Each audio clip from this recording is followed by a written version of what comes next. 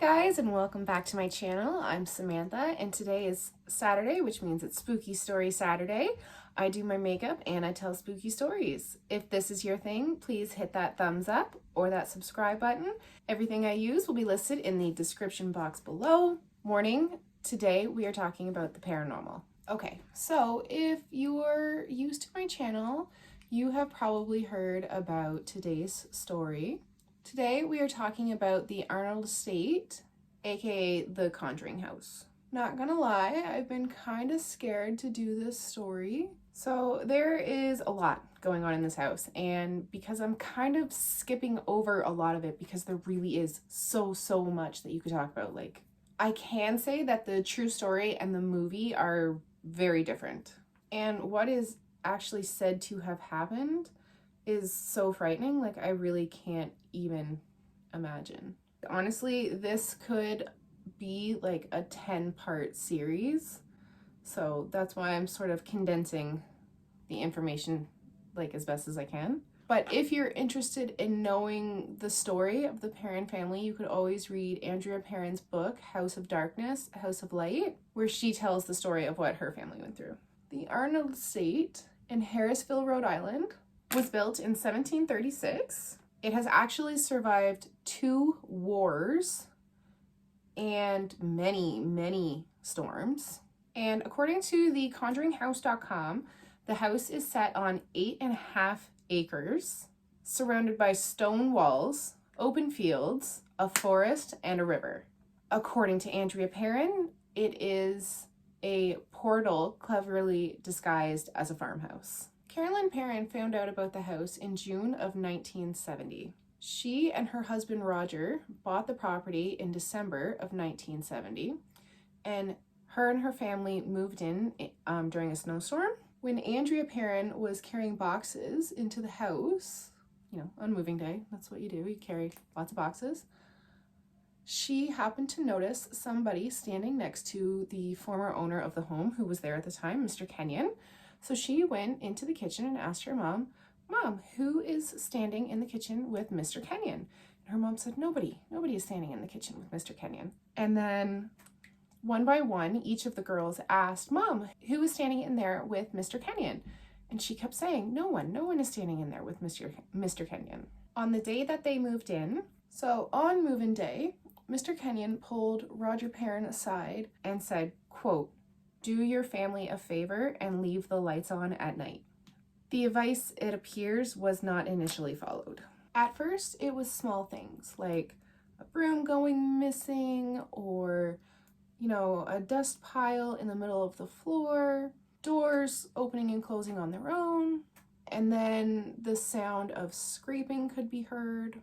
Cindy said that she could hear the voices of someone telling her that there were 7 dead soldiers buried in the wall. And Carolyn began to feel like she was being pinched or poked. April made friends with the spirit who lived in her room named Oliver. Landline phones kept breaking. The family kept hearing the sound of glass breaking, but they could never find the source, and no windows were ever broken. Birds would fly into their windows. Clocks would stop at 3:07 a.m. Blue lights could be seen traveling around the room. And remember, this is before like LED strip lighting. An apparition of a woman in white was seen outside of their kitchen window. The apparition of the bent neck lady was reportedly seen in the house. And years later, after the house had become a daycare, they found drawings that the children made of the bent neck lady.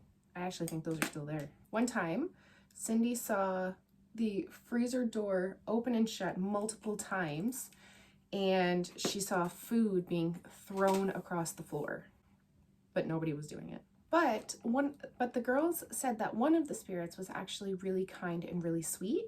They would tuck the girls in at night and give them kisses on their foreheads. They said that that particular spirit smelled like flowers and fruit. The girls were sometimes lifted out of their beds. The house sometimes smelled of rotting meat. The girls actually became so frightened that they began to travel around their own home in packs. And Carolyn actually began to speak in languages that she didn't know. So Ed and Lorraine Warren were the founders of the New England Society for Psychic Research. They actually investigated the Amityville Horror House. So Ed was a demonologist and Lorraine was a medium. The parents didn't reach out to them, but someone reached out to them on their behalf, kind of thing. So they came to their house and they decided to conduct a seance in their dining room. Carolyn Perrin was attacked. She was speaking in different languages. She was levitated off of the table, and then she eventually was thrown across the room. Roger tried to stop it, but I guess Ed intervened, and Roger told them to get out of their house. Oh, I forgot my powder. Oh well, doing that now.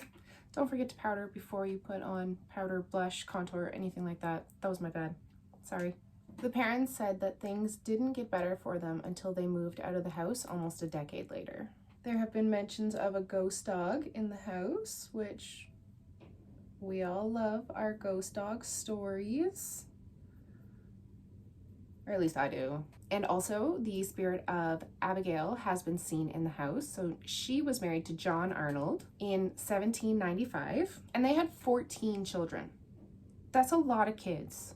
According to the conjuringhouse.com, Abigail will tell guests to get out of the basement if there are malevolent spirits present, and she asks all guests to visit with respect.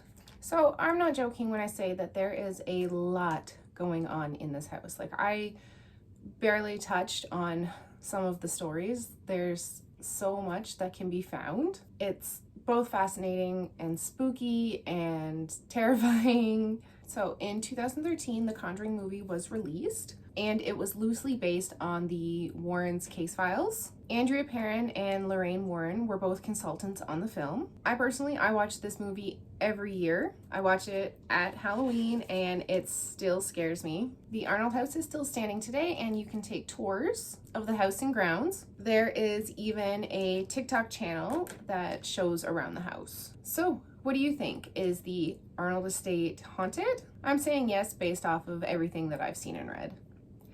Thank you so much for hanging out with me today. If you like this video, please give it a thumbs up and leave a comment below on what you would like to see in the future. Thanks again so much. Hope you have a great Saturday and I'll see you next week. Okay, bye.